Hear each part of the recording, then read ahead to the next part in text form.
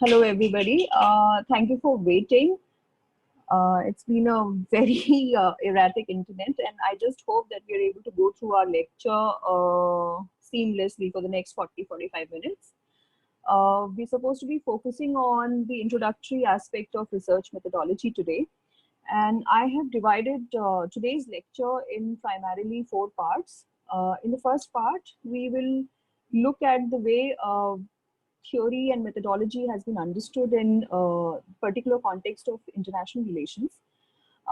Moving on from there, I would also like to briefly touch upon the historical trajectory of how political methods developed in international relations. And from there, we would like to then sort of have a little bit of discussion as to how these political methodologies then compartmentalize themselves into what we know today as area studies, comparative area studies, and then coming specifically to the way we study China. So in that sense, I'll speak for say 40 minutes, and then we can have a discussion on each of these aspects. I'm presuming that we have a mixed sort of audience for all of this discussion, and therefore, for me, it's important to sort of briefly outline and characterize how we must understand theory and methodology in this particular context. Now, if you just look at the American Heritage Dictionary, theory has been defined as a systematically organized knowledge which is applicable in a relatively wide variety of circumstances.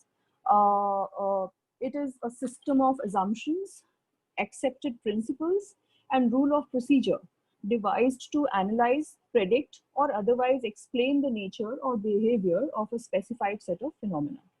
Now, this is a very set information regarding what we have to understand of theory. Building upon this kind of a system oriented organized knowledge, we can sort of then look at what a theoretical argument should be. Now, theoretical argument is supposed to be then augmented with systematic methods of testing. Once you build upon a wide variety of circumstances and assumptions, then you start testing them according to certain principles that might be there in a particular set of theoretical assumptions. And these are the ones that actually, these methods of testing are the ones which help guard against chance and selection kind of a bias, that by chance we came across a set of truths.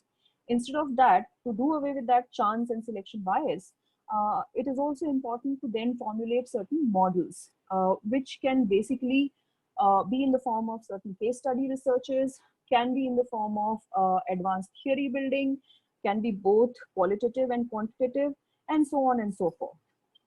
Now, there is also a very important aspect of how we should understand uh, methodology in that sense. So methodology refers to systematically structured or codified ways to test theories. Now, methodology is also particularly useful in the context of a progressive research program where hypotheses are tested against falsification, the idea of falsification. So you propose a particular argument and then see that whether it's falsifiable, whether it stands true or it stands negated. So given a range of assumptions about the properties of actors and their interactions, various hypotheses can be deduced and ideally corroborated or rejected by empirical case studies, as in quantitative or qualitative research. Now, methodology can also expand the scope of received theories. So you might have a theory to begin with. And for instance, if you take, say, game theory, which offers insights into strategic interaction between players, and in this particular context of international relations, strategic interaction between states. Now, formal models can be deduced out of this particular game theory uh, using or employing the method of falsification on a set of hypotheses. We can also examine the internal validity of these theories by formulating certain models around it. Now, coming from this theory to methodology, we need to move on to political methodology as to how particularly methodology is employed in the studies of international relations. Now, political methodology has undergone many changes over the last century. We know that the context, one of the major contexts has been the two world wars. Now, many scholars have offered a phase-wise history of political methodology as it emerged during during the 20th century. Some of them describe how research was first based on direct empirical observation.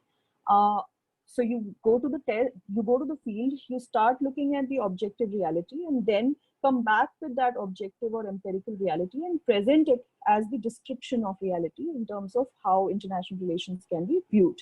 Subsequently, whereas you had the idea of behavioral revolution, which is somewhere around mid 60s, where you don't focus on all aspects of objective reality, but you look at the individual choices or the individual temperaments or the fact that behavior of each and every agent, or if that agent is multiple agent and you have like individual, state, society, then you start looking at the lowest possible denominator, say individual, and you start looking at the behavior of that individual, and start giving your prognosis in terms of how the behavioral aspect of these particular units of analysis will sort of have a reflection on international relations.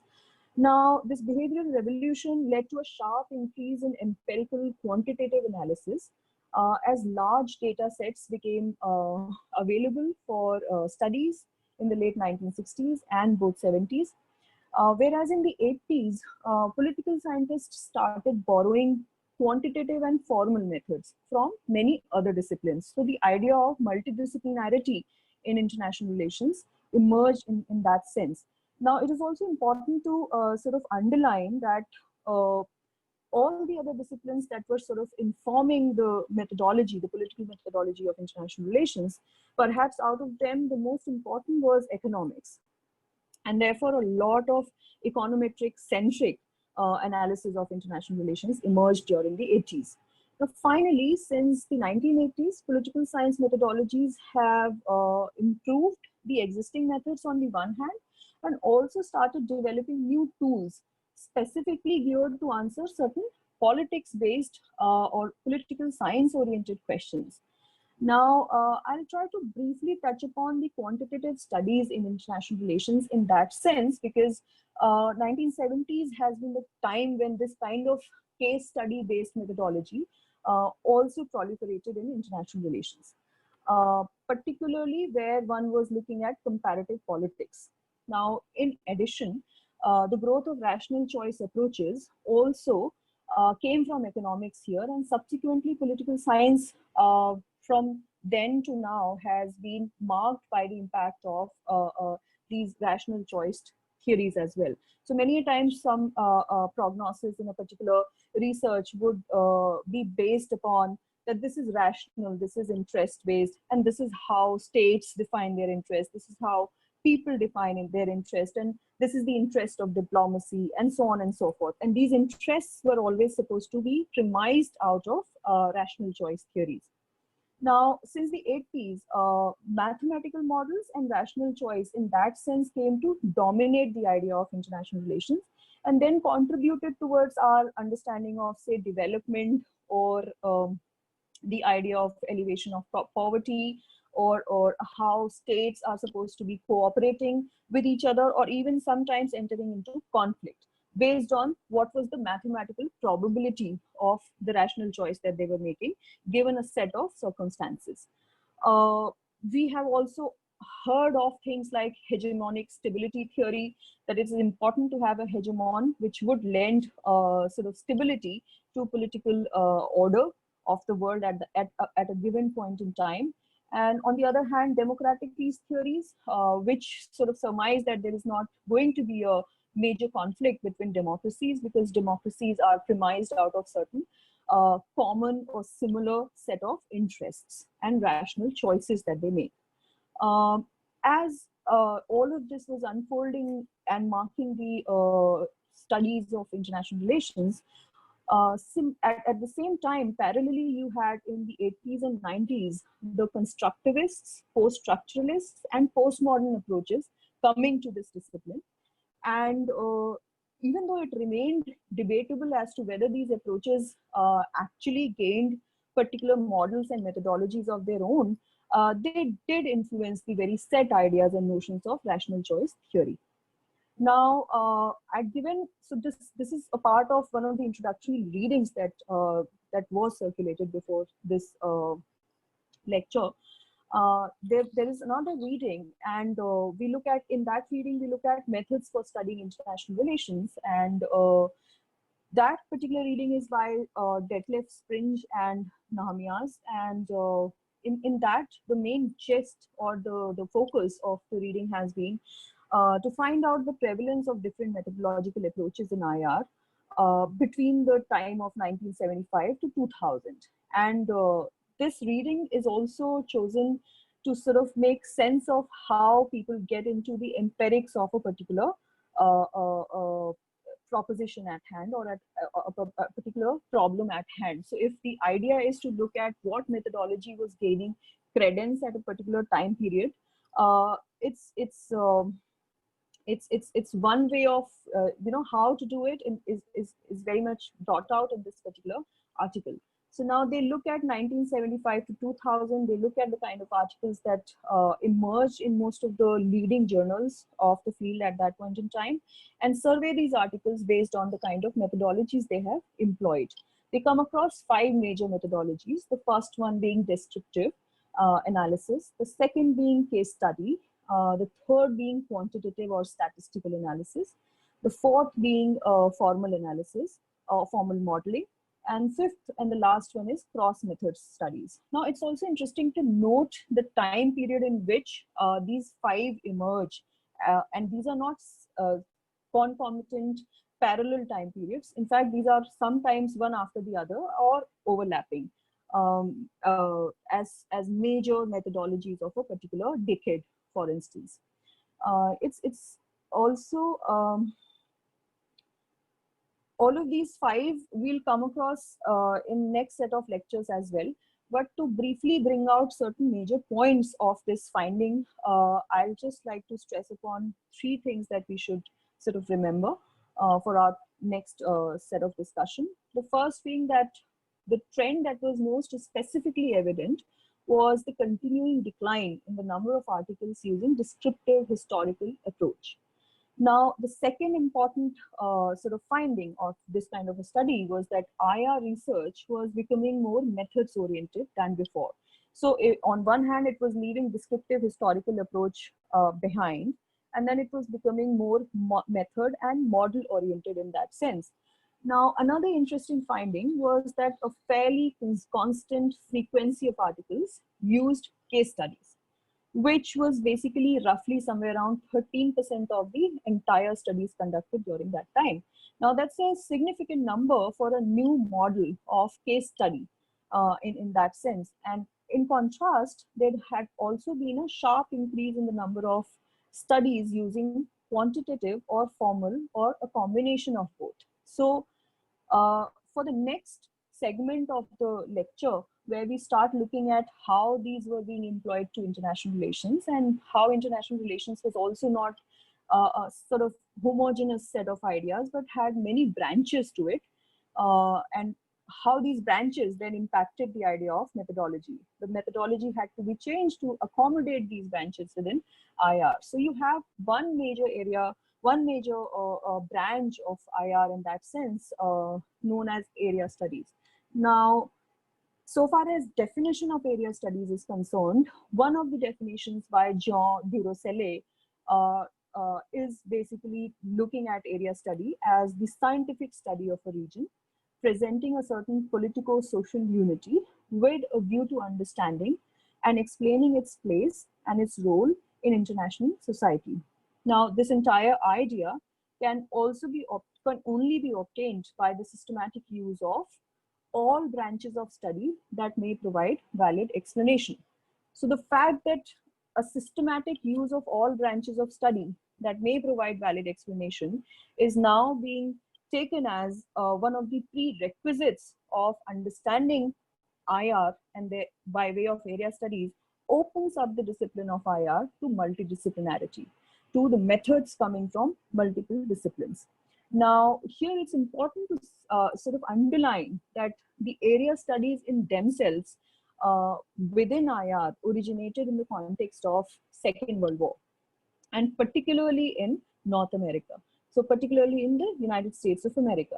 So one could say that this was beginner's luck for Americans, where despite having some sort of area studies in different disciplines, the area studies in IR begins with the experience of armed services during Second World War. And these provided an impetus to area programs in higher education in the United States. The two global wars within a generation had sort of brought in this kind of realization that the knowledge of foreign areas and their cultures was very much important and was actually inadequate so far as American foreign policy was concerned. So the very the very discipline of area studies was actually dominated by an American perspective, by a vantage point from America's foreign policy, and didn't really have a kind of perspective which was global. It wasn't a pan-world perspective in terms of how area studies were shaping and formulating. And therefore, the kind of reflection they had on IR was also then, in that sense, very much dominated by the perspectives coming from the United States. Now, all of this also led to certain problems as well as strengths. Now, I'd like to touch upon certain problems as area isolationism. So, as Robert Hall actually points out, that knowledge in a particular area has meaning only when viewed in terms of world relations. Now, if you are viewing it in terms of relations with a particular country, in this case, say United States, and not really world relations, then that area is basically isolated from other areas in world. And it is now being viewed as an object which has to be understood from a vantage point from a distance, and this vantage point is also not global. This vantage point is specifically limited to one particular state. So the problem of area studies ran into, the idea of area studies ran into the problematic of, say, area isolation. The definition of area in itself was very problematic, because there's been this sustained critique of how area studies have developed post 50s, post 40s actually, and the way the nomenclature was given to the areas. Now, this was according to the kind of cultural understanding of those areas from the point of view of what the United States, what the foreign policy of the United States sort of perceived of those areas. So therefore, the definition of a cultural area, for instance, selected as a focal point of research was very problematic. What is, and one example can be, what exactly is the Middle East? For America, Middle East can be what we know the Middle East is, the countries located on the eastern coast of America, but that is not true for all the other countries which might be located, say, where we are. So if we are a geographical region, for us, Middle East is not Middle East, it's West Asia. So this kind of this juncture that was there in the allocation of a particular area in terms of the way the culture and the geography of that area was understood was also a problematic point. Now, there was another problematic that was associated with this discipline of area studies, and therefore the implication of area studies in IR, which was that what kind of disciplines can be utilized to study a particular area. Now, is there going to be an isolationism in terms of a particular discipline that can come handy? Or are we going to hegemonize area studies with another kind of discipline? What disciplines can prove useful and what should be left behind? So that kind of a debate was also there. So whether you should study that area from, say, sociological perspective, from economic perspective, what is most beneficial to area studies, and by that, in that sense, in turn for international relations. But the strength of this entire churning or this debate regarding at least the disciplinarity or the disciplinary focus of area studies, the kind of strength it lent to area studies was the fact that interdisciplinary training actually started in area studies, which basically proved to be essential to the success of any area-based program of study, and basically helped in breaking down the largely artificial barriers which had characterized much of the social sciences at that point in time. So the artificial barrier that basically came in the mainstream social sciences at that point in time, and this beginners sort of venture into area studies broke those artificial barriers, because nothing was proving apt and adequate to study the area in itself. One had to basically bring in a lot of areas, a lot of sub-disciplines, and employ their methods to start making sense of a particular area. Now, moving on from area studies and bringing in another very important aspect of international relations, which was comparative area studies. One would like to make sense of how from area studies, the trajectory of international relations basically opens up a lot when one brings in the idea of comparison. So comparative area studies also been known as CAS in that sense, the short form. And basically it maintains that the importance of any area has to be understood in terms of regional knowledge while contributing to general theory building, using inductive, intra-regional, cross-regional, inter-regional comparisons. Treating regions as theoretically grounded analytical categories is important, rather than just looking at them in terms of cultural areas or inert or innate geographical entities. And this particular methodology can actually inform both quantitative and qualitative attempts to build a general theory. So the idea of area studies bringing in any disciplinary isolation or even area specific isolation was augmented in the sense that one should also not bring in any kind of theory isolation. Theory isolation in the sense that if there is a micro truth that one chances upon in the area, it's not necessary that this micro truth does not contribute at all to general theory in social sciences. So that kind of a theory isolation that was actually one of the problems of area studies was in some way answered and addressed by comparative area studies. Now, insights from area studies at the same time cannot be ignored. Those micro truths that one might actually chance upon from area studies cannot be ignored in terms of aspiring for a general theory, but to be able to become significant in terms of building a general theory, area studies themselves must adopt a new approach to qualitative and mixed method to be able to assert their general theory development role. So this two-way process of what area studies should adapt to and what social sciences should open up to, the idea of micro truths, micro realities, bringing in a certain important understanding to a generic theory, a general theory building. And the fact that one can do that effectively has to then be rooted in mixed method in interdisciplinary training and an idea of cross-sectional analysis and so on and so forth, proved to be the contribution, the major contribution of comparative area studies. It's also then important to bring some of the critiques that were existing of area studies in addition to what we have already discussed so far. Now, both positivist and post-positivist strands. So positivism is where you basically focus on empirics, where you focus on the idea of data supporting your truth, and post-positivist trends where you say that it's not just data which matters, but you also look at certain other subjective aspects of that reality. So both these streams within political science had been criticizing the practice of area studies.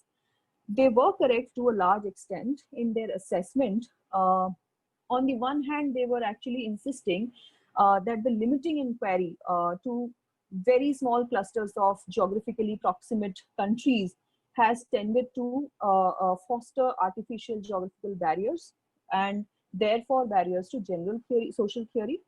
Was correct. This kind of a criticism was correct. So there was, if area isolationism happens and you bring in very small clusters of geographically proximate countries, there would be a geographical barrier to the kind of truth that you might chance upon. And by truth, I mean the research finding, the hypothesis that one has been trying to prove, either prove or disapprove. So either you falsify it or otherwise. At the extreme, area studies focus was also limiting and narrow as to make particular countries or places appear sui generis, which is that they were the reality that was contained, say, in that particular geography was sui generis and immune to any kind of comparison with any other place or any other people. So this kind of being self-sufficient and being the reason of that kind of a truth. So it was also one of the problems. So, and it also hampered the uh, uh, interest of area studies being aligned with, say, larger IR or even larger social sciences for that matter.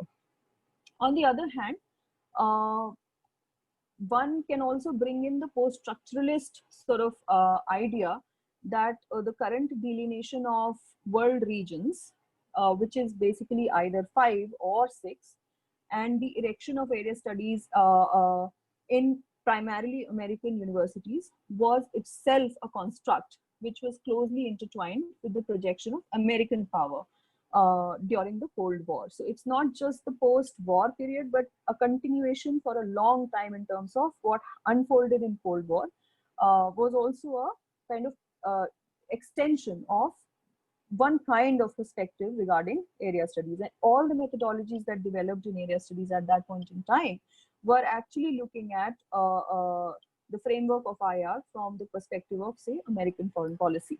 So that particular problem continued. Now, to overcome that kind of a problem, the critiques that were basically present in both positivist and post-positivist methodologies of political science had to be sort of addressed and made sense of. And if area studies were to make themselves relevant any further. Now, one of the things that was lacking was basically understanding of area, and that was substituted with the word region. So understanding of a region in terms of conceptual rather than taxonomical category, right? So it's not about how you put the nomenclature to a region, but it's important what kind of conceptual origin to that region is given to make sense of that region as a viable category, as a viable unit of analysis to reach towards a general theory. And defense of a region was then in that sense put forward as analytical categories, which basically gave some sort of impetus to bring in what we know as all of that discussion regarding multidisciplinarity, regarding doing away with area isolationism, doing away with disciplinary isolation and cultural isolation, and so on and so forth. Now, I would move on to how the quantitative approaches, the quantitative analysis approaches to the regions then brought in some of the clarity and also addressed all of these criticisms to a certain extent. Just the quantitative analysis were not enough, we'll see in a bit, but the contribution of quantitative analysis to the study of regions was that all those statistical methodologies which were using very large cross-sectional, cross-national regression had surpassed basically the idea of area. So if you had a very large cross-national regression to basically chance upon, say, the truth of what is the development trajectory of a given set of countries in a particular region, they would transcend a given area. So you might be able to apply all of those cross-national regressions to, say, another region, and therefore the framework of area study would not be then sufficient to sort of look at these quantitative analysis. At the same time, the limit to these quantitative analysis was that they were not really able to explain the nuances of regional variations. Certain aspects of regional variations actually escaped the full focus of quantitative analysis in that sense. And therefore, quantitative analysis, some of the shortcomings basically had been addressed by bringing in a mix of qualitative analysis along with quantitative while studying now what we know as comparative regions and broadening the scope of area studies. And this was basically one of the readings that I have shared with you, Ariel I. Ehram. So if you look at certain important findings of that particular paper, you'll see that it is said that qualitative methods in area studies and comparative area studies basically did away with this idea of there not being any unique set of propositions or considerations within a particular region. They basically focused on certain unique features. Observations were limited to now small number of cases, and these cases were then in turn made to they were compared with other number of cases, and many a times a different set of quantitative analysis was used within qualitative analysis to bring out a narrative process as to what was happening in one particular area vis-a-vis another area within a region.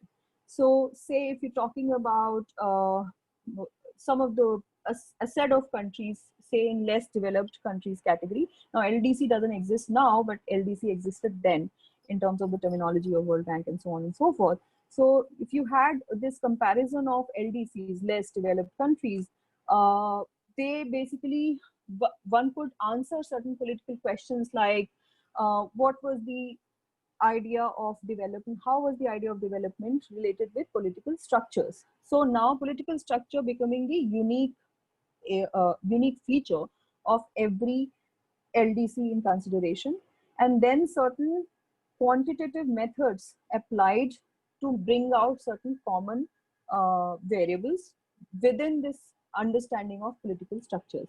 So, and many studies at that point in time focused on this wedding of, say, quantitative and qualitative method.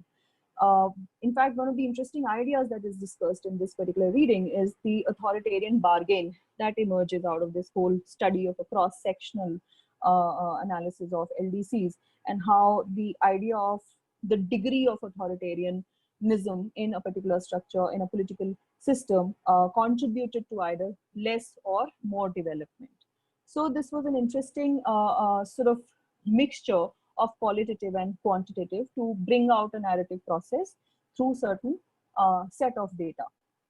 Now, this is also one of the important aspects of colonial and post-colonial sort of studies, because the focus of finding out what has to be found out about a particular area had changed. Now, one could sort of redefine the focus from the perspective of erstwhile colonies, post-colonial countries, and have a sense of this narrative process from the point of view of, say, third world, the erstwhile third world, or now the developing world, or global south.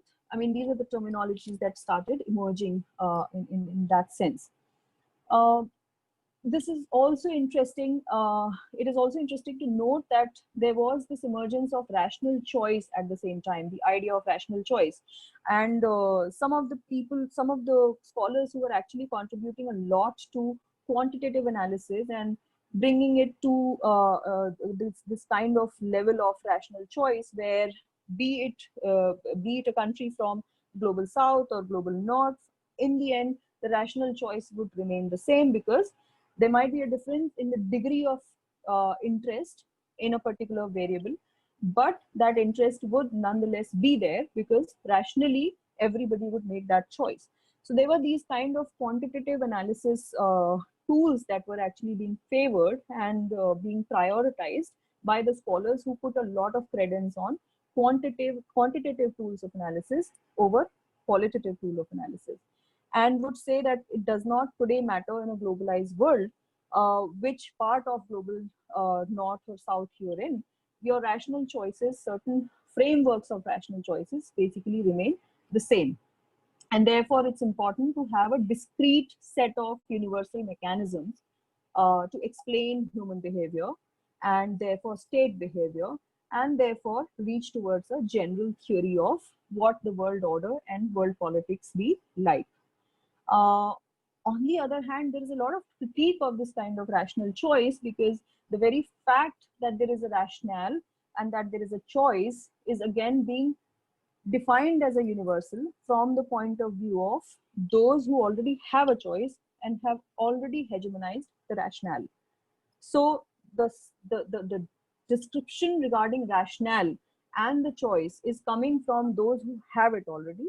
And there is a power and information asymmetry, which is in turn guiding the choices and the rationales of those who don't have it. So the idea of rational choice is uh, uh, highly motivated or highly um, slanting towards the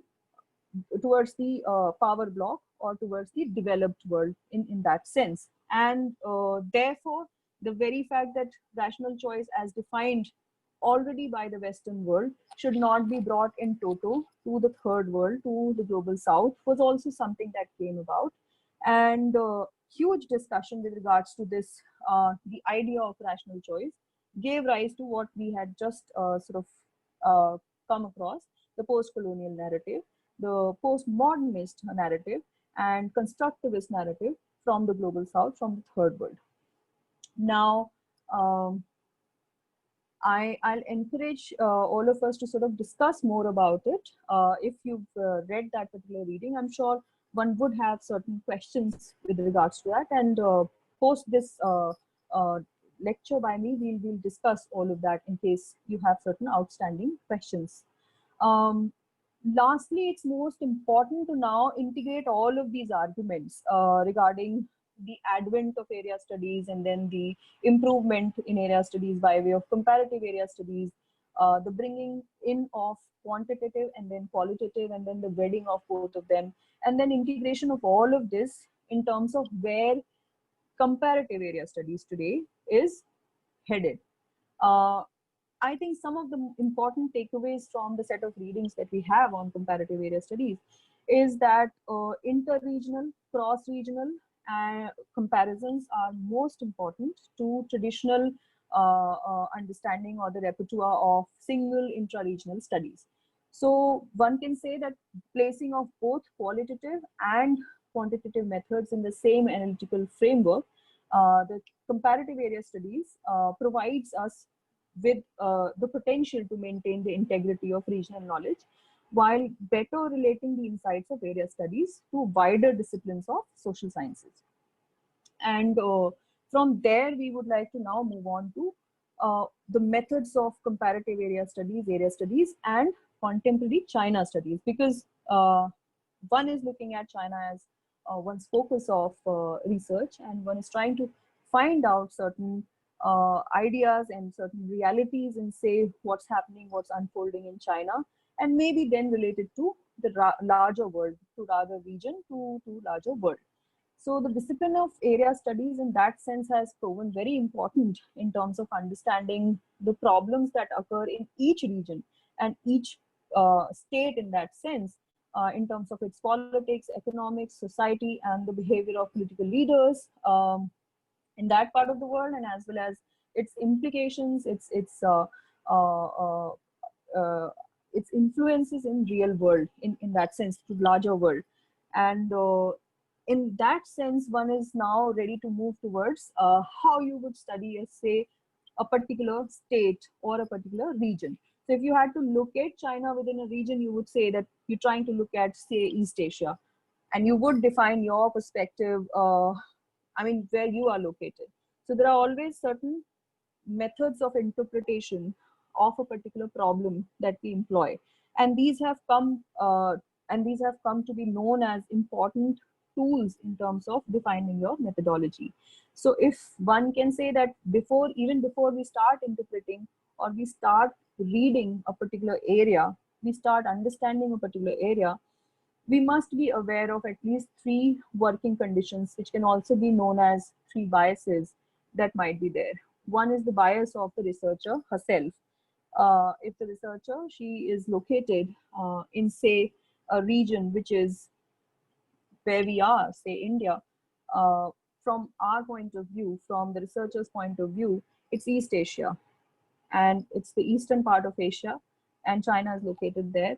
And now, if you had to get into the subtleties of whether Northeast Asia or Southeast Asia, you might want to place China according to your bias, your already existing construct of how you view this region. So for you, this region has certain conceptual, for this particular researcher who's trying to find out a fact of China from India, there is already a certain bias which is operating, and one needs to be aware of this bias.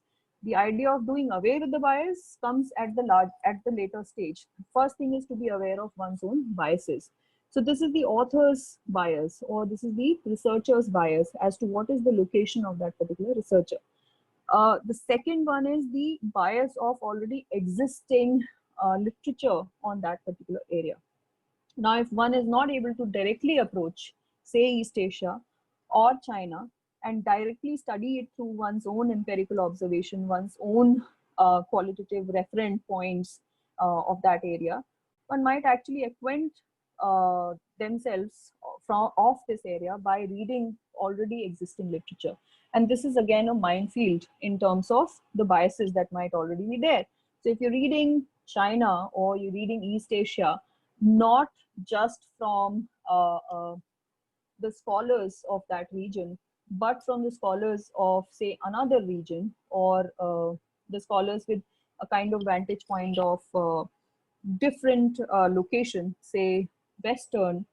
I mean, no one doesn't, one wants to do away with this binary of Western and Eastern, but then location of that particular literature of studies becomes very important. So the origin of that study and the sense that it tried to bring in that sense becomes very important. So if one is just looking at how China has been viewed from the point of view of certain geographical locations of, say, the global north, then the idea of looking at China is already highly biased in that sense. So it's important to bring in a varied understanding of China from different locations. It's also important to read the scholars from that region itself. What are they saying? So that's the second bias that one needs to be aware of, and then try to address it as much as possible. Now, the third bias that can actually creep in is in the actual reading of the field itself. And this bias, or this idea of manipulation of one's understanding of reality, is many times augmented by the fact whether you know the language in which this particular region or this particular country is speaking. So for area studies or for comparative area studies, it becomes important that the researcher is aware of certain basic aspects of the languages, the major languages of that particular region. Because if one is reaching the area through a translated version of reality, then there might be a bias in terms of reading what is actually written or what is actually unfolding. So these are certain, I would not like to say roadblocks, but I would like to say that these are some of the, or these are three main biases that already exist, pre-exist, in terms of one's approach towards a region or one's approach towards a particular country, say China in this case. And one needs to be aware of these before trying to address them. You can address it only when you are aware that this is actually an issue, and that's this needs to be sort of made sense of more in a more nuanced manner. Now, when we look at therefore, now the fourth thing that we need to be very, very aware in terms of trying to reach a region or a particular country is the fact that this is not an isolated category. I'll bring in again the idea of area isolation. I'll bring in again the idea of cultural isolation. And I'll say that whatever we see unfolding in a particular space, a geopolitical economic space, is not happening in isolation. It has larger interlinkages. It has larger connotations. It has both implications for outside of this particular region, and certain things are happening because of the implication of what was unfolding outside of the region. So it's a two-way process. It's both a response and both also origin of an argument. It's a response to a certain argument that might have happened, and it's also sometimes the originating space for a particular kind of argument. So if this two-way understanding of the regions is there, then we are able to sort of bring in the fourth aspect, where you start understanding problem as both a response and the origin, as the origin point of a particular phenomena. And this helps in terms of understanding the very fact that there is no isolation from either side. There's no isolation, there's no attempt of isolation from either sides. So you don't view the Chinese reality in isolation with the rest of the world reality. you try to find out certain interlinkages as to why this Chinese reality within ports has unfolded. And if it has unfolded, now what are the repercussions or what are the implications of it on the rest of the world reality? So this constant two-way juggling of reality is important in that sense. The fifth thing that I'll try to touch upon this is the idea as to what is the basic or core structure or in terms of characterization of that region or that state, in this case China, in terms of topography, culture, history, social structure, political structure, and if there are any difficulties in terms of changes that might be there in this category, in all of these categories vis-a-vis other regions, with vis-a-vis other specific regions, and to be aware of the regional interlinkages and the larger interlinkages with regards to the basic core structure of this particular country. So if you say that political system in China is of a certain kind, then one needs to be aware of what is the history of that political system in China and what is the history of political system in other part of the world that you might be also referring to either directly or indirectly.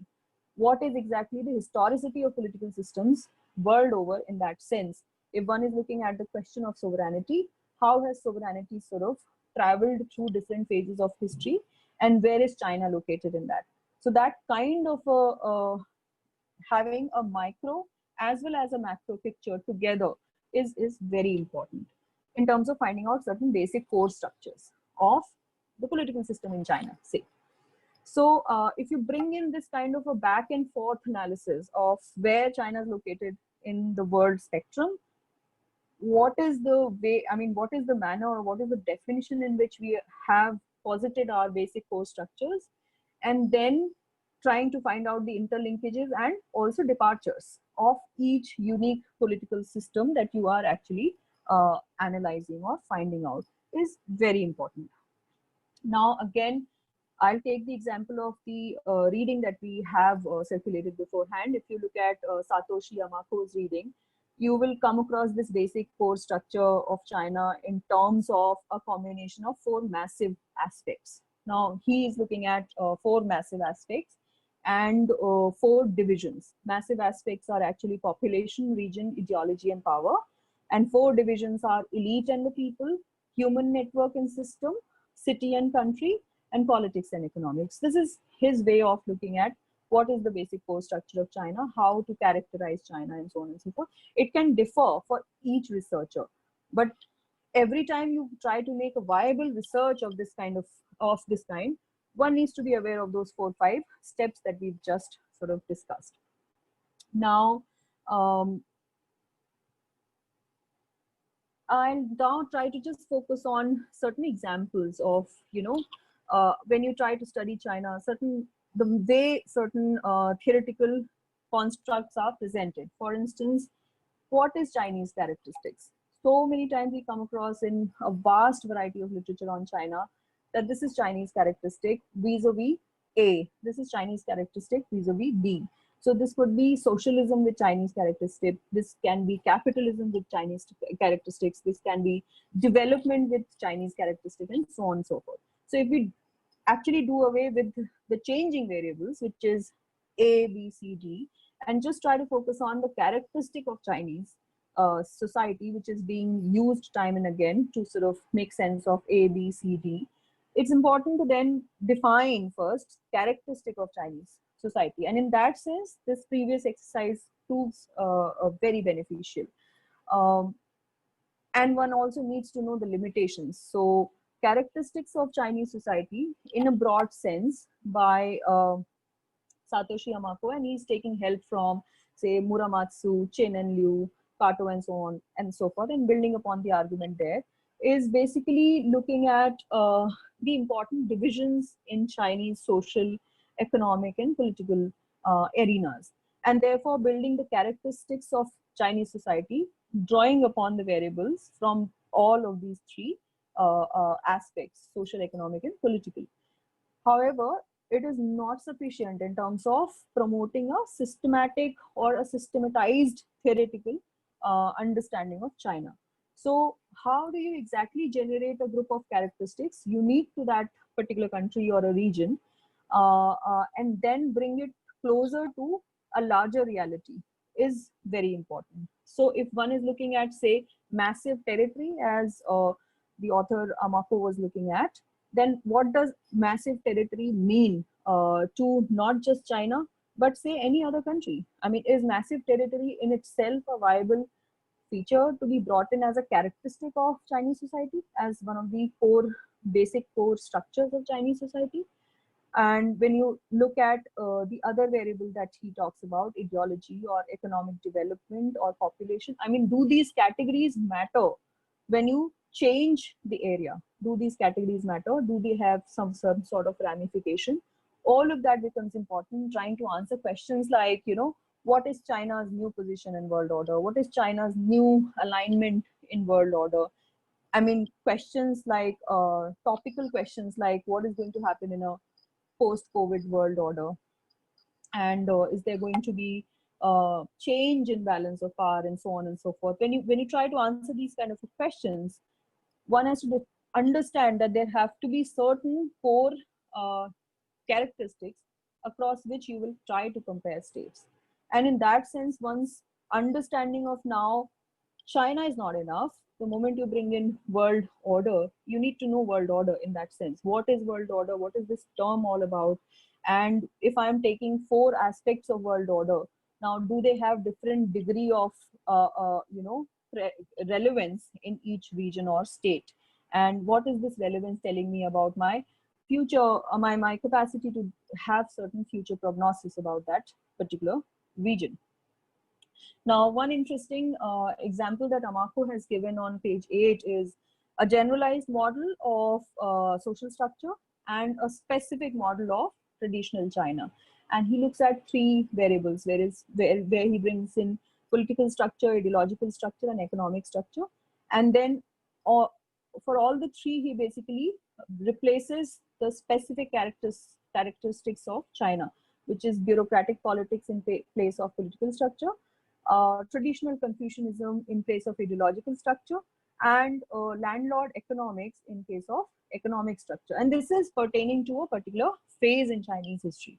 Okay, so this is the way one would like to sort of bring in general models of theory and then replace those characters or those variables within the general model with specific unique features of that particular region or state. And this is just one example. So moving on from this, the final reading that we had for today's lecture was basically by Sean Breslin. And I'll just touch upon some very important aspects and then open up the session for question and answer. Sean Breslin had been talking about IR, area studies, and international political economy, and how all three have to be brought in to make sense of the study of China in international relations and sort of bring in more efficacy in our study. So his idea is primarily that the traditional conceptions of international relations are based on statist and realist kind of methodology, and they do not really have the capacity to capture the dynamics of China's international relations, specifically in the context of globalization. Now, it is important to bring in the idea that you need to break the analytical barriers between domestic and international politics, domestic and international economy, and at the same time bring in things like international political economy as a major concept, as a major model, or as a major tool of studying what's happening domestically in China vis-a-vis what's happening internationally outside, and bring in this particular approach to area studies. So the the most important aspect that happens in terms of the development of area studies is, or IR, is that first you have area studies, you have comparative area studies, and now you also have international political economy. And you bring in all of these fields of inquiry together to make sense of a particular region. Now, dominant approaches, which basically had realism and liberalism at their core, basically did not look at this amalgamation of political economy in international sense of both domestic and international, and did not really have that kind of understanding of global interlinkages of domestic and international, and therefore lacked in terms of their capacity to give a better picture of the unfolding reality in China. The IPE framework, the International Political Economy Framework, within the idea of globalization, has certain methodological problems as well. And it's important to say that the beginning of IPE is also from the vantage point of advanced industrialized economies. And therefore, developing economies and developing countries did not really have much attention of IPE framework. And some of the concerns and interests of developing and third world countries was not really the core idea of IPE, and was left marginalized. So a restructuring of IPE from these point of views, from the point of view of developing economies, was something that happened in the last 2 decades. And international political economy, when one tries to now apply this kind of an approach, it's important to bring in the location again, and which is why area studies becomes important. So you might have to look at WTO from the perspective of third world countries, from the perspective of global south, and employ a international political economy approach there, rather than looking at the given rationale or the given rational choice of, say, the Western or the developed world. So entire negotiations happening at climate change forums or sustainable development and so on and so forth have two sets of distinctive arguments from both the sides. And IPE is present now from both the sides while making this kind of an argument. So it's become fashionable, in fact, to now bring in pluralistic case studies. So it's to strengthen the cause of one case study. So if you have, say, Brazil, you would also like to bring in BRICS and make it pluralistic and say that this case study is also very much concomitant with, say, another comparable areas like the other countries in BRICS, right? So that kind of an approach and that kind of wedding of IPE with pluralistic methodology became the norm in the last 2 decades. And the state therefore became less homogeneous and more interdisciplinary, interlinked, less territorial, more conceptual, and the category of state in that sense expanded to include certain comparable features. Despite unique features, there were certain comparable features in different locations. And therefore, the state outside the advanced and industrialized world also became one of the core aspects of international political economy. So I'll just stop my lecture here and invite you to ask me questions now.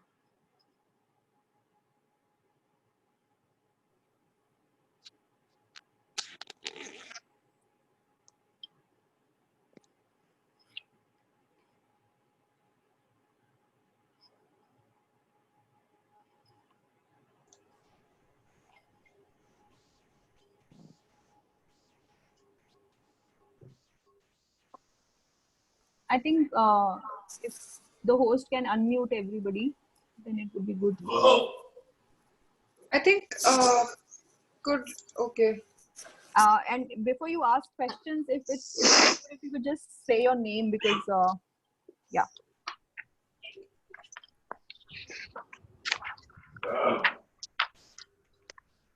Yeah, has everyone been unmuted? Yes, I have unmuted everyone, but I think Advitya, Arnav, and Karthik have to unmute themselves, and Mahesh as well. Yeah, I think everyone is unmuted now except for Karthik and Mahesh. They have to unmute themselves. They have not accepted the unmute invitation. Just Karthik now.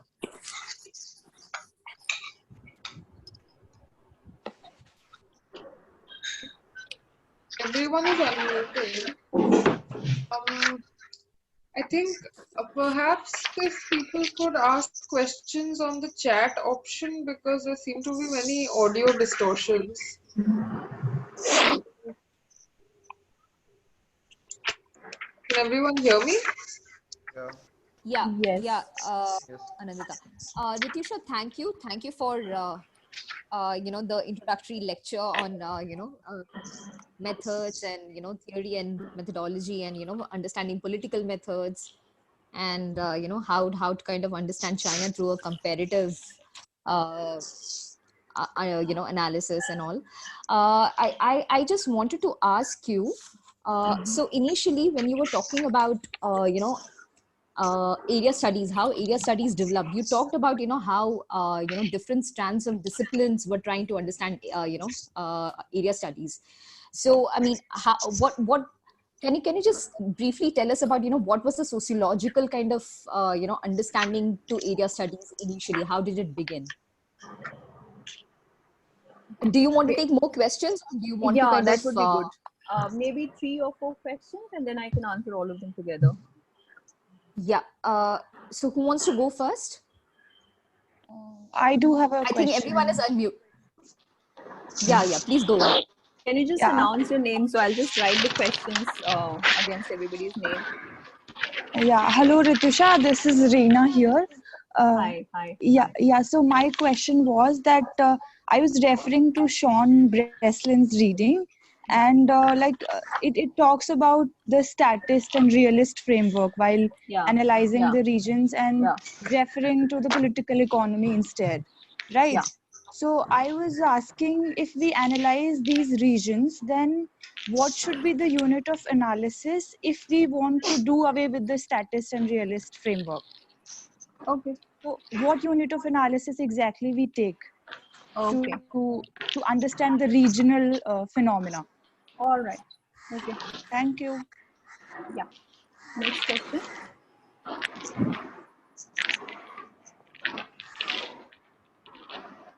Yeah.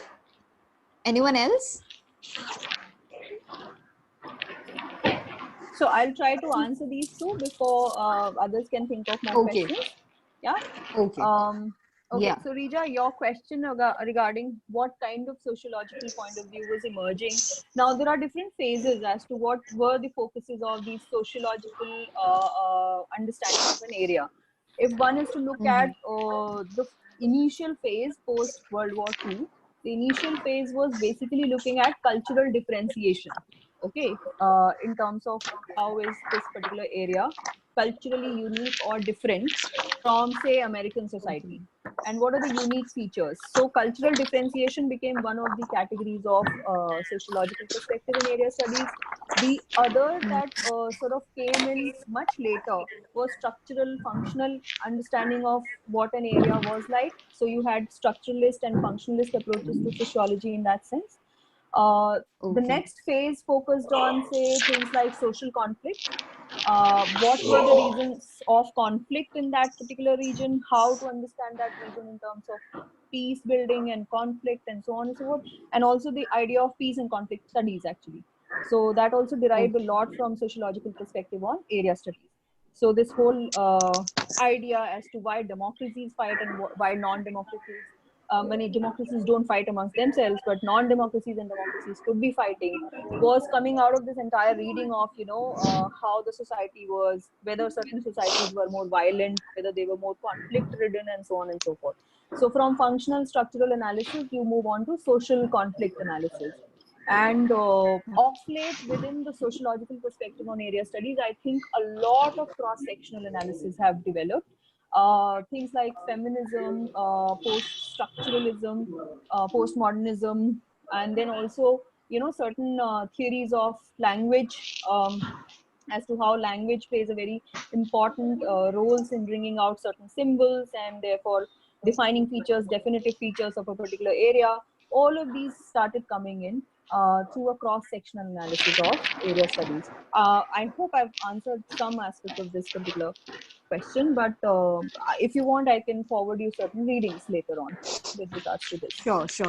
Yeah, thank you. I mean, I would also want something, I mean, related to China, if you have some readings. I mean, if Okay. Okay. All right.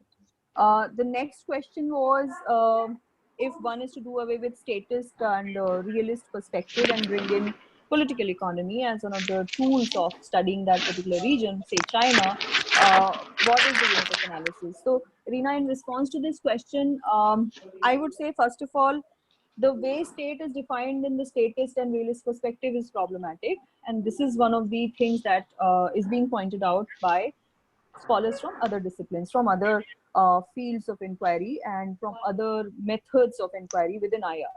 And they're saying that the definition of state needs to undergo a change. So state then does not become a very black box kind of entity, which is immune to any kind of changes from below, which is and immune to any kind of changes from external world. So state sovereignty is not a question which is going to be just the prerogative of that state.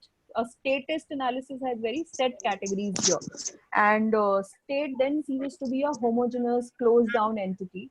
It has many interlinkages. It has various components which contribute to the making of the state. And these components, perhaps the most important component out of that is actually the people. When you bring in political economy, one of the most important component becomes the economic regimes or the economic structures. And these are important to understand the making of a particular state. It's not to say that the state is influencing the economic regimes one way. It could be the other way around as well. So when you start changing the definitional aspect of state, that in itself is moving away from statist realist point of view. I mean, if you bring your mainstream classical realist sort of theories, you have Morgenthau, who is not looking inside the state at all, right? The six major principles. He's not looking at inside the state. He's not telling us what goes into the making of the state. All of these people who basically premise their arguments on realism and a very statist version of how world reality is don't really look inside the category of state itself.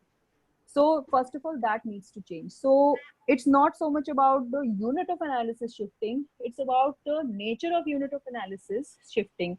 And analysis becomes plural. So you don't have an analysis in terms of SIS, I mean, it's SES. So you have multiple levels of analysis, and you have also the multiplicity of units of analysis. So that's, I hope that answers in some way your question. Yeah, it helps. Yeah. If someone can read the comment for me, because in my phone I can't see the comment that's popping up. Somebody's writing their question probably there. Yeah. So can you hear me, Ritusha? Yeah, I can. Yeah. Yeah. So Sanjana has a question. She's asking, my first question is, considering that nothing is in isolation but has large interlinkages, how does one limit the research, or how much of these interlinkages should one consider in the research? Okay. Fair enough. Yeah. Okay. Any other questions just now, or is this the only one? As of now, we have. Does anyone have a question here? Yeah. I have a related question. Is this Mahesh? Please announce your name before you. Yeah, I'm Mahesh. I'm working as a research intern. So I have same question regarding which Sanjana asked. Social forces or the political forces are extremely difficult to quantify in order to accurately model those depending on particular problems. So how do we quantify these forces, either in terms of empirical research or in terms of normatively when we wanted to argue or build up an evidence, reason-based evidence on it. So how do we go about this dilemma? Okay. So basically, both of you have two different questions, not really similar in that sense. First of all, I would like to tackle Sanjana's question. She's saying that, interlinkages, how much of the interlinkages and how much of isolation? How do we exactly bring in a kind of balance in terms of defining the scope of our research? Because at some point in time, you also have to make it a standalone research. You have to define your variables, define their limit, and then maybe situate the interlinkages. See, it depends on the research problematic that we have at hand. Probably half of the task is done once we have a question to ourselves.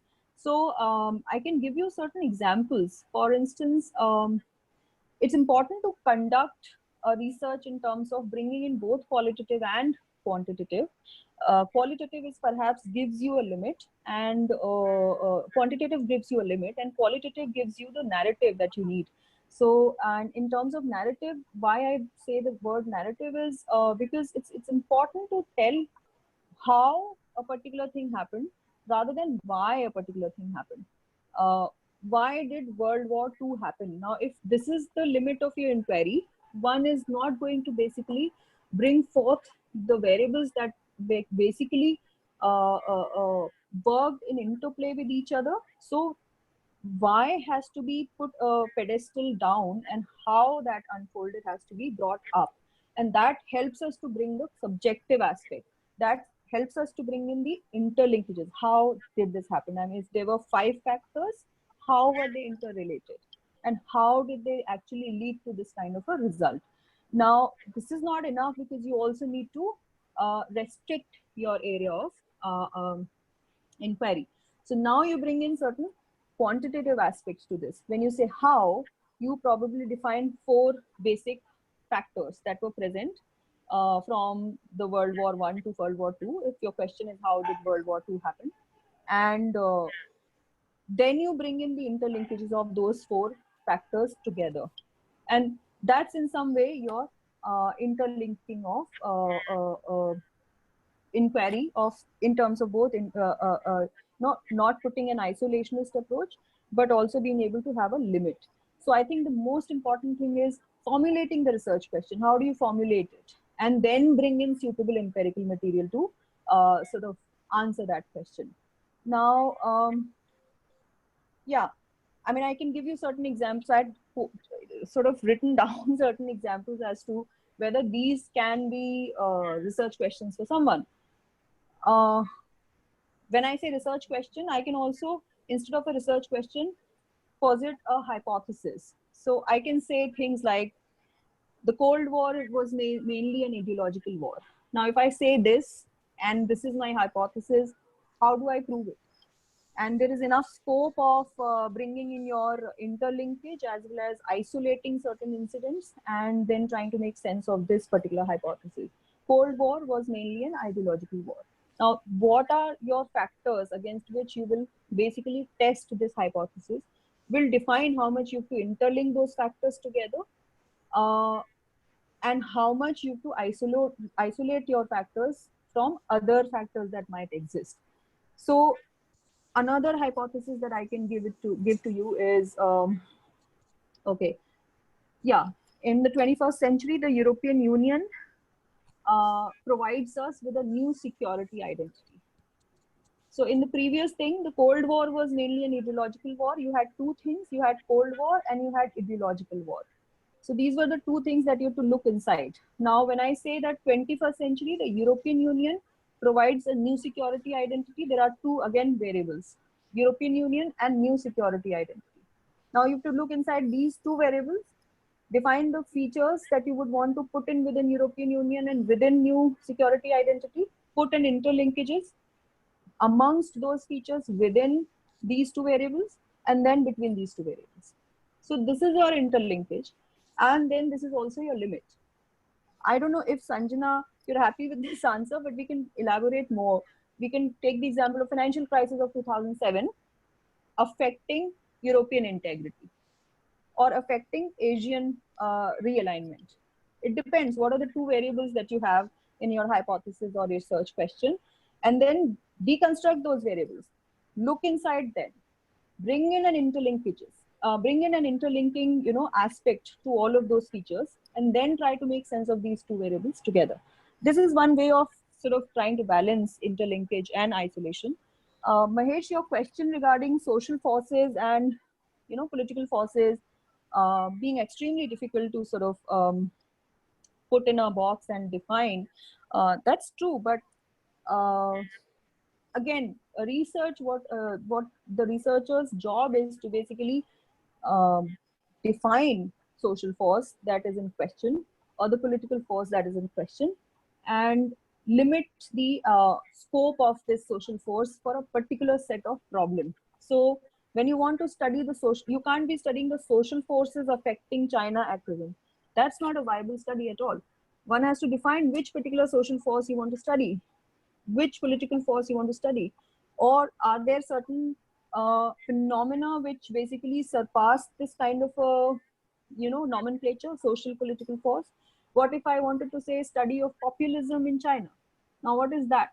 One can sort of put it anywhere and everywhere and say that this is a mixture of everything, and probably in the making of populism, everything would have to be considered.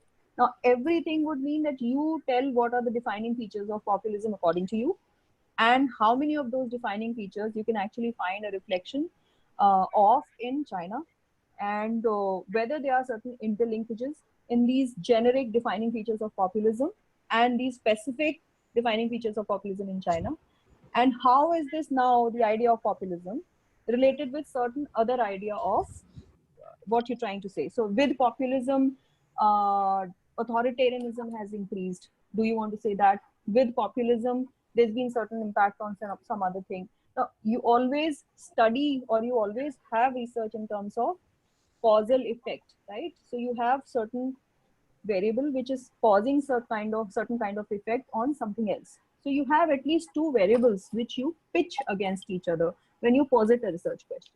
So the problem of defining social forces, political forces, and quantifying them is again answered to a very large extent by particularly defining your research problematic, your research question, or the hypothesis that you have to offer. I hope that's making some sense, but we can elaborate on it more if you want. Yeah. Thank you, Ritusha. In fact, Sanjana has one more question. Yeah. Yeah, so she's asking, would an approach similar to the subaltern perspective help in rectifying the larger hegemony of the West in area studies? Yes, I mean definitely the very the very overtures or the efforts of subaltern approach in that sense have been to do away with the hegemony or the hegemonic definitional paradigm on certain concepts, on so many concepts in international relations. So if you bring in certain subaltern research tools in that sense, you change the nature of your variable. I mean, even if it is state defined through the eyes of the people. Or you change the unit of analysis itself. You say that state is not that important. I think I need to look at border management from the perspective of the women living on the border. Now that's a subaltern approach, and that helps to a large extent in the sense of doing away with the hegemonic interpretation of borders, right? I mean, border management cannot be defined in terms of just the state, cannot be defined in terms of just security and traditional security for that matter. And if you change the way you're looking at border, if you bring in certain different categories which are basically marginalized, which are not present in the erstwhile discourse, you are in a sense doing away with the hegemonic perspectives on that particular concept. So the moment you turn around the narrative, as it were, you don't let the people be recipient, but you make the people the center of your analysis. That's also one way of bringing in certain subaltern approaches, and these definitely to a large extent help in doing away with the statist terminology, as it were. Okay, thank you, Ritusha. Does anyone else has the next question? Yeah, I have a question. Hi, Ritusha. Hi. Yeah, this is Bihu. Hi, Ritusha. Hi, Bihu. Yeah. So my question is like, how important is your geographical location in looking at any area? For example, especially with China. So the problem is that India doesn't have much, the Indian scholars doesn't have much literature on it. And if we want to look at any issue pertaining to China, we have to either go to the Western scholars or the Chinese scholars, but none of them can be trusted completely. So what methods can be applied to, in the sense, understand that what is correct and what is not? I mean, the thing that you are reading. And my second question is that if there was an attempt to form non-Western IR theories, so are they IR theories, or they were divided according to different countries, perspective of different countries, scholars from. So are they IR theories or merely analytical tools from various areas? I mean, to study the study a particular area. So these two questions I have.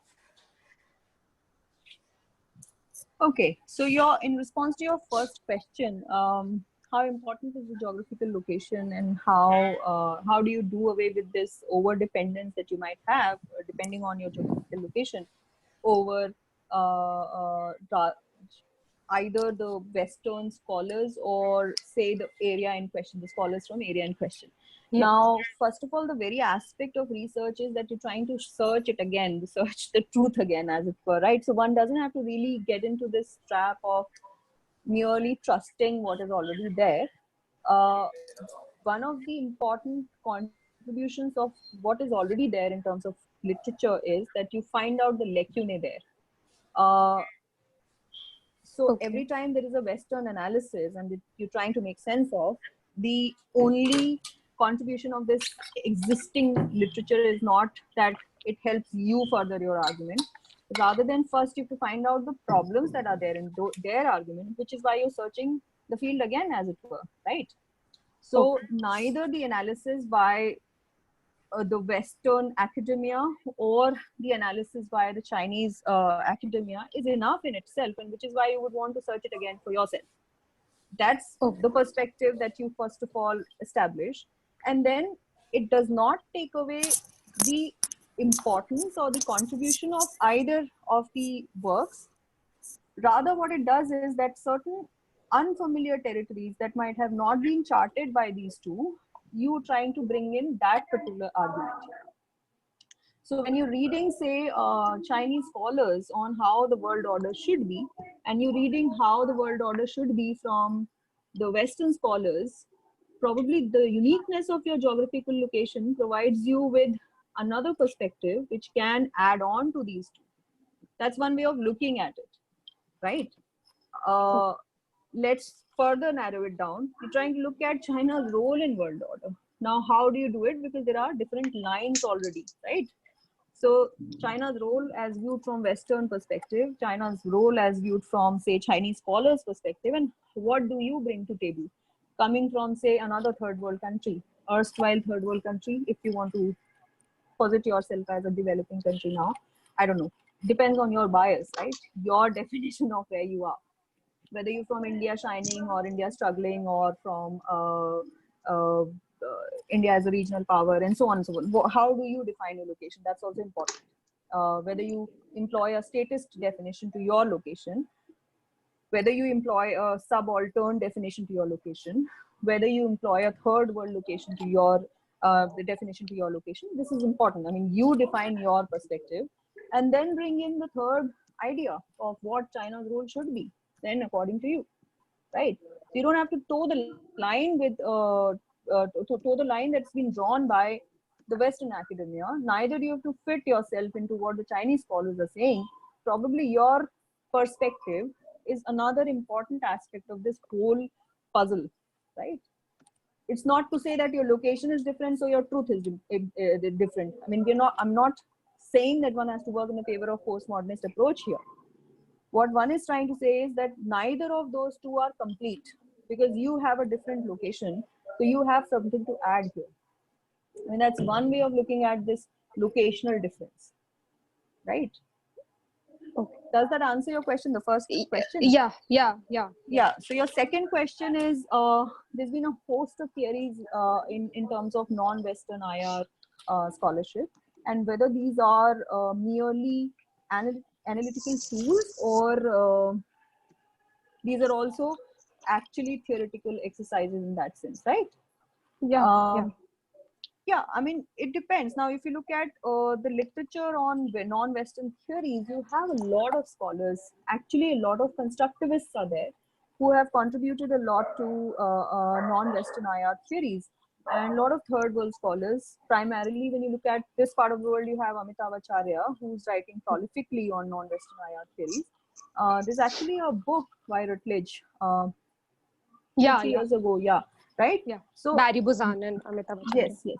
So when you look at this whole idea of non-Western IR theories, and you want to know whether this is a theory or an analytical tool, one of the tests that one could employ is theory is a generalized set of assumptions that can actually have a application across many different locations, right? And how you apply it, what are the tools that you use, it give you an idea of analytical tools that are there, the way you analyze this particular application, this you bring forth this particular application. So the interlinkage between theory and tool of analysis is what is the interlinkage between theory and method, right? So we talked about theory early, we talked about methodology earlier, and then there is finally method. Methodology is basically a sum total of everything in a research, right? And method is a part of that research. Method is an analytical tool. Theory can be used as a method, but theory is not just method. It is not concomitant to method. Is that clear? Yeah. Okay. So you might have a subaltern theory, which you might later on in your methodology use as a method, as a analytical tool, but that does not take away the meta narrative of the theory, the subaltern theory, from itself. It exists. So to say that non-Western IR theory is merely an analytical tool, in some research cases, yes, but that does not take away its status of theory. And how is it a theory? How do we get to know that it is a theory? I mean, the category itself is non-Western IR theory. So what is Western IR theory? I mean, are there certain theories that they are identifying as Western theories? Yes, they are. What are those theories? Maybe balance of power, right? I will not say realism, because realism will have its own version in third world, in non-Western world. So it's important to identify the work as Western in terms of the way non-Western IR theorists have responded to it. See if they have identified certain sets of theories there. Realism is not what they identify as, because realism has its own version from non-Western perspective.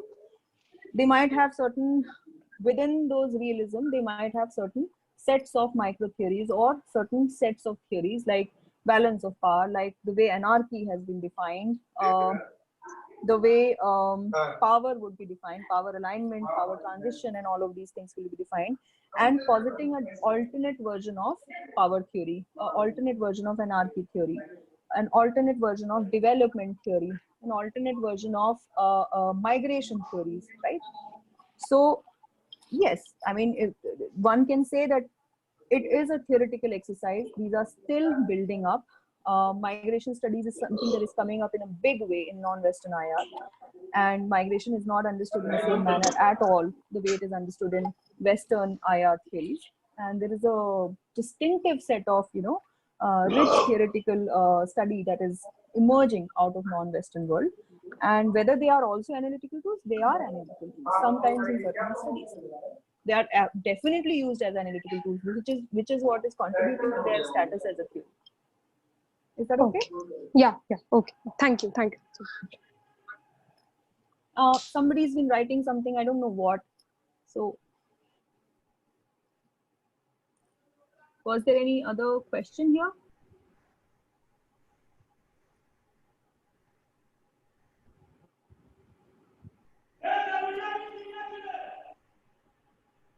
Okay.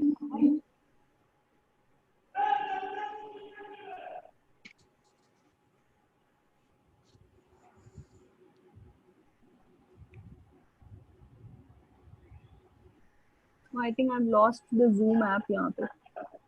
Hello, can anybody hear me?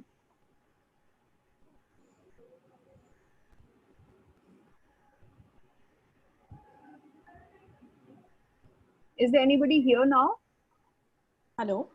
Yeah. Yeah. Hi, ma'am. Yeah.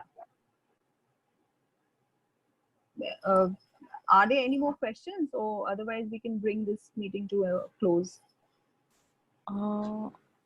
There is a question by someone. I don't know the name. Acha, what is the question? Can you read it out for me? It's from HP1. Should be Huda, maybe. Okay, what's the question? Hello, Preksha. Should I read or you are reading? Do it. Okay. So this person is saying, as you talked about, one has to contain its bias while conducting research. However, a researcher dependent on online and secondary sources will ever be able to contain its balance. Yes, of course, these are some of the limitations that sort of flood our research endeavors in that sense. So every time you just base your research on what is available online, it's very limiting perhaps. At the same time, given the paucity of, say, research fund or even the time frame within which you're supposed to conduct the research, perhaps you have to make do with these kind of limitations and arrive at some sort of satisfactory prognosis, which is not the end of the world, which is not the final word on that matter, but perhaps just a beginner's inquiry. So it's important also to limit the ambition of that particular research in that sense. So if you want to find out certain nuanced ideas regarding that research problematic, probably you need to expand your time frame. You also need to expand your resources before you can reach a satisfactory conclusion. So making grand assumptions at the beginning of the research itself is perhaps something that should be avoided in that sense. That's one way of trying to make use of the best, trying to make the best use of available resources. The other thing is, of course, one can never be free of biases. In fact, certain biases are going to be there because your bias is the theory you choose, your bias is the area you choose, your bias is also the way you interpret reality. So these biases are always there. How much of these biases are actually leading towards contribution of a general theory is something that has to be tested through these all steps. How much you've tried to expand your how much you've tried to done away with your narrowness of your bias. So if your bias is trying to understand the world through a third world perspective, can you justify your bias? You have certain, so when you say bias, it's embedded in your perspective. It's going to be there, but can you justify your perspective?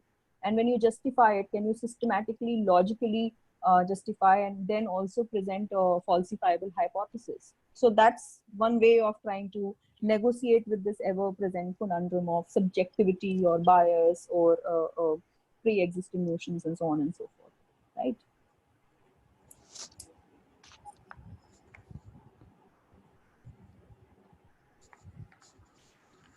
Anything Thanks. else? It was interesting, but I'm not sure if the person who asked the question actually could hear the answer. But anyways, thank you. Okay.